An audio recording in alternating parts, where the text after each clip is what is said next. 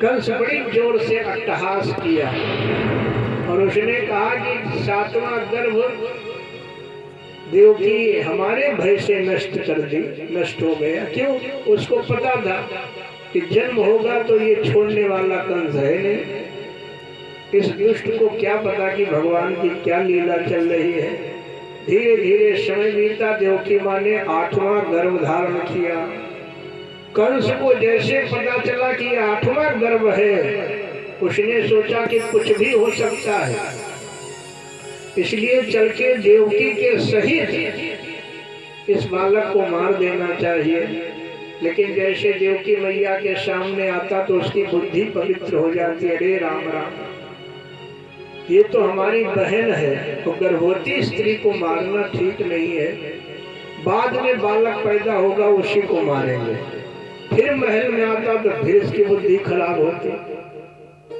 सुखदेव जी कहते हैं ऐसा इसलिए हो रहा है कि देवकी मैया के पेट में भगवान है, और कंस जब देवकी के सामने खड़ा होता है तो समझो भगवान के सामने खड़ा हुआ, और भगवान के सन्मुख होते इसके पाप जो है दूर हो जाते हैं। तो थोड़ी देर के लिए इसकी बुद्धि ठीक हो जाती है, लेकिन जैसे भगवान से दूर होता है तो फिर बुद्धि बिगड़ जाती है। धीरे धीरे धीरे धीरे भादों का महीना आ गया, कृष्ण पक्ष आ गया, अष्टमी तिथि की घनघोर रात्रि। ठीक रात्रि 12 बजे भगवान देवकी मैया के सामने चतुर्भुज रूप में प्रकट हो गए। बोलिए सच्चिदानंद भगवान की जय हो।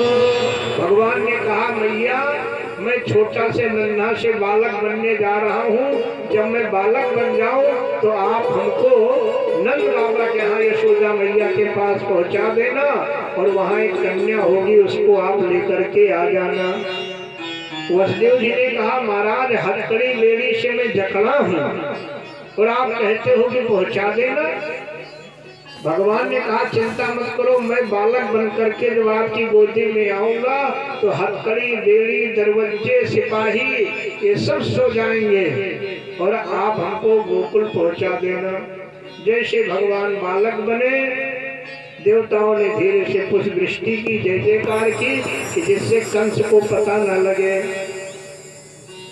और वसुदेव जी महाराज भगवान को लेकर के चले। भादों का महीना था ही, रिमझिम बारिश हो रही थी। यमुना जी में जैसे पहुंचे तो शेष जी महाराज प्रकट हो करके भगवान के ऊपर छत्र बन करके यमुना को पार कराए।